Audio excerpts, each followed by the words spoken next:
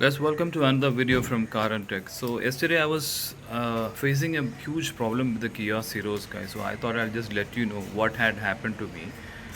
So I was with my family for a vacation in a hotel, and my mother's wheelchair and all those things was inside the boot. So as you can see, I'm going. See, this is the boot area of the Syros, guys. Okay.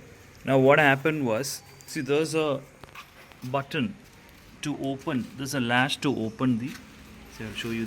This is the latch. Okay. So this latch, you have to press it. Okay, and it's actually motorized. I think there's a cable. When you press it, the cable gets activated and it gets open. But what happened was, we were not able to open the boot. Now, I called the Kia RSA. I called the Kia RSA, and then they told me they cannot do anything. And it was a Saturday, like around 8 o'clock in the evening. So that time, what happened was there was no service centers available. All the service centers were closed. So what should I do? I called the toll-free number of Kia, and then what they connected me to the RSA. The RSA told me they cannot do anything in this situation. They cannot help me take out the wheelchair of my mother or any luggages which is inside the boot. Now, what will I do in this kind of situation? And there is no key. So, see, in other cars, there's a key opening where you can insert the key and you can open the boot. That is not available in the Syros. So, guys, after calling up the toll-free number of Kia, I have not got any response. Like, I have not got any help from them. What they tell me is to get the vehicle to the nearest service center. But which service center is open at evening 8 o'clock? Nobody. So, taking RSA for your vehicle is like, I think it's a tricky part which all the car companies give. I'm not just blaming Kia. So, what I'm going to do is I'm going to tweet this in the Twitter so that my belongings inside the boot cannot be taken out. And I had only option where what I did was I went inside the car. I'll show you how I try to manage to open the boot.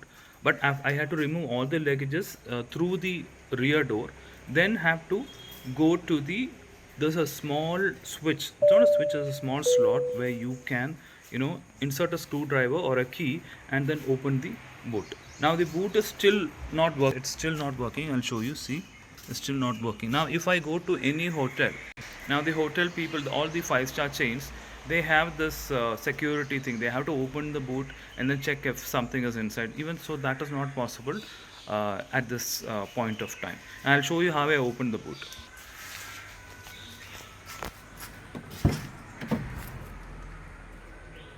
So guys, you have to release the these knobs and then fold down the seats. Okay, and there is a small I'll show you.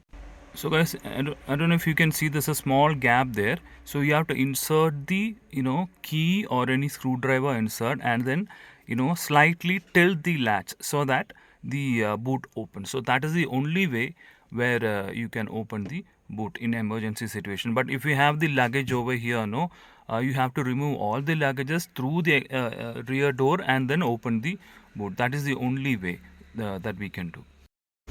Guys, I also want to convey you some other problems which I've faced after buying the Syros. See, there are some sensors. Can you see these sensors? Actually, at times it worked and at times it didn't work. So I went to the service center and what I did was I showed the car to them and then they did the OBD scanning and all, but they couldn't find any error codes. And it just comes once in a while and it goes. But I had this problem twice, but after that I have not got it. So because of the sensors not working, guys, what happened was I was reversing the car. See, can you see? I had hit the bumper, a little bit scratch had come with the tail lights and over here also. So but I for cost effectiveness, I didn't replace this panel. I just put in a carbon fiber sticker over here so the scratch is not visible.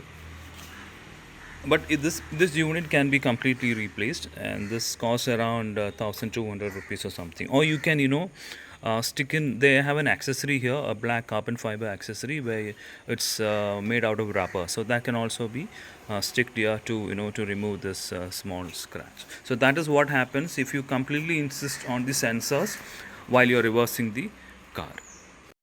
And also, guys, you have to go to the setup. So when you get the car, first you have to go to the setup and then go to the vehicle. Okay. Okay, you have to go to the vehicle and go to driver assistance, right? And then here there's something called parking safety, guys. You should always, keep this thing on, so then only the sensors will work accurately. This is actually default, by default it's off. I don't know why Kia did this. So this is actually automatic activation of parking distance warning at low speeds. Okay, so if this is being, what do you call, on, and these two settings should also be on: extend rear camera use and rear view reference lines. These things should be, it's a must, guys. You should switch these things on, otherwise no, the sensors won't work properly. So this parking distance warning is very, very important. Activate it, guys.